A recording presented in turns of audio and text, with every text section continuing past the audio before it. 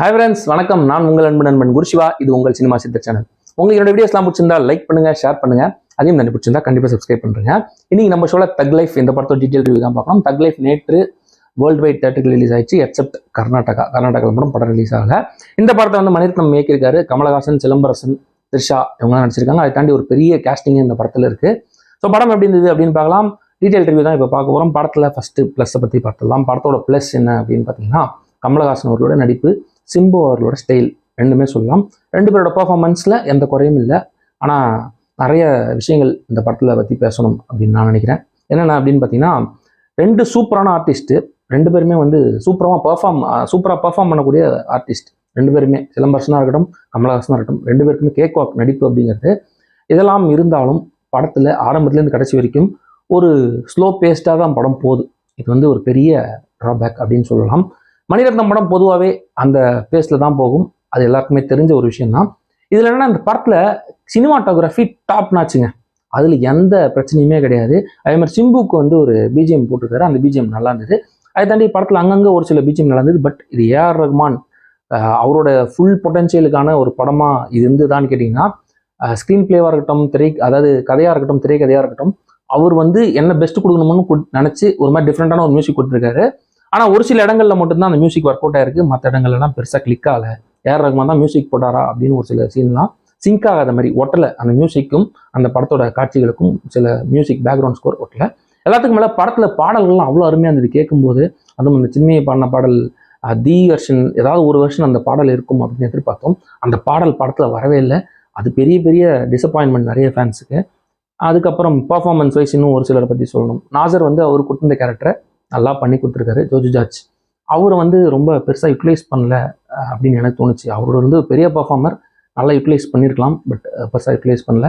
அபிராமி அவங்களுக்கு கொடுத்த கேரக்டர் நல்லா பண்ணியிருக்காங்க. த்ரிஷா இந்த மாதிரி கேரக்டர் இந்த படத்தில் அக்செப்ட் பண்ணி நடித்தாங்க அப்படின்னு ஒரு விஷயம் தான். ஆனால் அந்த மாதிரி ஒரு கேரக்டர் கொடுத்துருக்காங்க அவங்களுக்கு படத்தில்.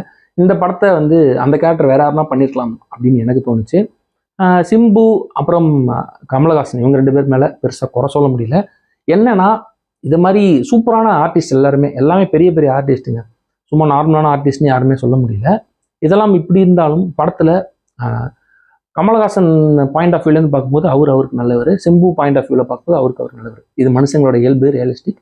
பட் ஒரு விஷயத்தில் நாசர் சொல்கிற ஒரு விஷயத்தை நம்பி சிம்பு ஒரு சில விஷயங்கள் பண்ணுறாரு. அது என்ன ஆச்சு, கடைசியில் கமல் சிம்பு சண்டை போடுறாங்க, ஒன்று சேர்ந்தாங்களா இல்லையா அப்படிங்கிறது தான் படத்தோட மொத்த திரைக்கதை.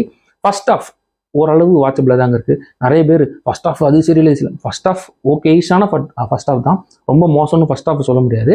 ஆனால் செகண்ட் ஆஃப் நம்மளை வச்சு செஞ்சுருக்காங்க, அதில் எந்த டவுட்டுமே இல்லை. ஆனால் அவ்வளோ ஃப்ளாட்டான ஒரு ஸ்க்ரீன் பிளே மணிரத்னம் வந்து ஏன் இந்த மாதிரி ஸ்க்ரீன் பிளே கொடுத்துட்டார் அப்படிங்கிறத விட, ஒரு நார்மல் இதான் நடக்க போகுதுன்னு எதுவுமே ட்விஸ்ட் அண்ட் டர்ன்ஸ்லாம் பெருசாக கிடையாதுங்க. ப்ரீ இன்டர்வலில் சிம்பு வராரு, அவர் வந்து அந்த ட்ரைலரில் வர டைலாக் சொல்கிறாரு. அது நல்லா இருந்தது. இன்டர்வலுக்கான ஒரு பக்கான ஒரு விஷயமா இருந்தது. சரி, அதுக்கப்புறம் படம் வந்து பேஸ் எடுக்கும்னு பார்த்தா படம் இன்னும் அப்படியே ஸ்லோ ஆகுது. ரொம்ப ஃப்ளாட்டாக போயிடுச்சு, இதான் நடக்க போகுது அப்படின்னு சொல்லிட்டு. அது இல்லாமல் லாஜிக் அப்படிங்கிற ஒரு விஷயத்தை பற்றி சுத்தமாக யோசிக்காமல் படம் எடுத்துட்டாங்க. ஏன்னா இன்னைக்கு வந்து லாஜிக் பெருசாக பார்க்கக்கூடாது தமிழ் சினிமாவில், அதை கண்டிப்பாக சொல்லி தான் ஆகணும். ஆனாலும் குண்டடிப்பட்டு கீழே வந்து ஒருத்தர் பொழைச்சி வராரு, அதுக்கப்புறமும் திரும்பியும் ஒரு விஷயம் நடக்குது, அதுலேயும் பொழைச்சி வராரு அப்படின்னும் போது இதெல்லாம் நம்பணுமா அப்படிங்கிற மாதிரி நம்மளுக்குள்ள தோணுது. அதே மாதிரி மணிரத்னமோட ப்ரீவியஸ் படம் ஒரு சில படங்கள் பார்த்தீங்கன்னா, செக்கச்சவந்த வனம், அதில் இருக்கிற மாதிரி ஒரு சில கேரக்டரைசேஷன், ஒரு திரைக்கதை, அதை மாதிரிலாம் டிஃபைன் பண்ணியிருக்காரு இந்த படத்துலையும். எல்லாத்துக்கும் மேலே அங்கங்கே வந்து விவேகம் படத்தோட சாயல் வந்துட்டு போகுது அப்படின்னு சொல்லலாம். இது மாதிரி நிறைய படங்களோட சாயலும் இந்த படத்தில் இருக்குது அப்படின்னு எனக்கு ஃபீல் ஆச்சு. உங்களுக்கு எப்படி அந்த விஷயங்கள்லாம் ஃபீல் ஆச்சு அப்படின்னு நீங்கள் கமெண்ட் பாக்ஸில் தாராளமாக சொல்லலாம். எனக்கு என்னென்னா, கமலஹாசனோட கால்ஷீட்டும் சரி, சிம்புவோட கால்ஷீட்டும் சரி, கரெக்டாக யூட்டிலைஸ் பண்ணி இன்னும் கொஞ்சம் இந்த காலத்தில் வந்து பார்த்தீங்கன்னா, எப்படி திரைக்கதை எடுத்துகிட்டு போகிறோமோ அதுக்கேற்ற மாதிரி தான் ஆடியன்ஸ் விரும்புகிறாங்க. ஒரு நார்மல் கதையை எப்படி எடுத்துகிட்டு போகிறோம் அப்படிங்கிறது தான். எடுத்து இந்த கதை வந்து எனக்கு தெரிஞ்ச ஒரு நல்ல கதை, ரெண்டு பேருக்கும் பொருத்தமான கதை, சிம்புவாக இருக்கட்டும் கமலாக இருக்கட்டும். பட் எடுத்துகிட்டு போன விதம் திரைக்கதையில் பெரிய சொதப்பல் தெரிஞ்சுதுங்க. அதுவும் செகண்ட் ஹாஃபில் எஸ்பெஷலி ரொம்ப பெரிய சொதப்பல். அதேமாதிரி படத்தில் எவ்வளோ பாடல் இருந்தும் அந்த ஜிங்கிச்சா பாட்டு வந்து ஃபுல்லாக வந்துச்சு. அதுக்கப்புறம் அந்த சுகர் பேபி அங்கங்கே கொஞ்சம் வந்து போச்சு.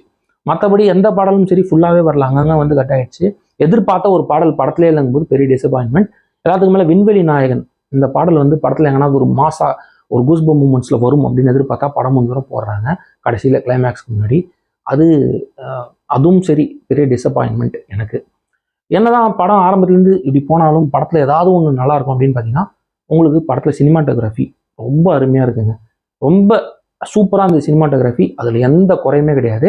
டெக்னிக்கலாக சினிமாட்டோகிராஃபி சரி, பிஜிஎம் அங்கங்கே ஒர்க் அவுட் ஆயிடுச்சு. பட் ஏஆர் ரஹ்மான் இந்த படத்துக்கு ஏதோ பண்ணி கொடுத்துருக்காரு. பட் அவரோட பெஸ்ட் அப்படின்னு சொல்ல முடியாது. பாடல்கள் ரொம்ப அருமையாக இருந்தது கேட்க.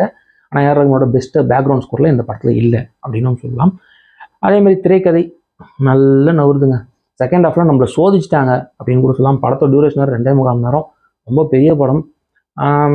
என்னதான் வந்து கமலஹாசன் மாதிரி ஒரு ஆக்டர் நல்லா பர்ஃபார்ம் பண்ணாலும், சிம்பு மாதிரி ஸ்டைலாக ஒரு சில சீன்ஸில் வந்தாலும் படத்தோட செகண்ட் ஹாஃப் வந்து ஸ்க்ரீன் பிளே சரியில்லைனால படம் ஃப்ளாட்டாக போகுது. படம் வந்து எனக்கு தெரிஞ்சு செகண்ட் ஹாஃப்லாம் ரொம்ப போர் ஆச்சுங்க. அந்த மாதிரி தான் ஃபீல் ஆச்சு. ஓவராலாக பார்த்தீங்கன்னா இந்த படம் எப்படி இருந்ததுன்னு கேட்டிங்கன்னா, ஃபர்ஸ்ட் ஹாஃப் ஒரு ஆவரேஜ் ரகம், செகண்ட் ஹாஃப் ரொம்ப ஃப்ளாட்டு, ஒரு பிலோ ஆவரேஜ் ரகம் அப்படின்னு சொல்லலாம். இந்த படத்துக்கு சினிமா சிதர் சேனலில் கொடுக்குற ரிவ்யூ எவ்வளோ அப்படின்னு பார்த்தீங்கன்னா 2.25 அவுட் ஆஃப் 5. வெறும் ஆண்டவரோட பர்ஃபார்மன்ஸுக்காகவும் சிம்புவோட ஸ்டைலிஷான ஒரு சில சீன்ஸுக்காகவும் இதை கொடுக்கலாம். மற்றபடி இந்த படத்தில் ரொம்ப புதுசாக எதுவுமே இல்லைங்க. நார்மலாக ஒரு கேங்ஸ்டர் படம் நீங்கள் பார்ப்பீங்க அப்படின்னா நீங்கள் போய் பாருங்கள். பெருசாக எக்ஸ்பெக்டேஷனோட போகாதீங்க. ரொம்ப ரொம்ப சுமாராக தாங்க இருக்குது. தேங்க்ஸ் ஃபார் வாட்சிங்.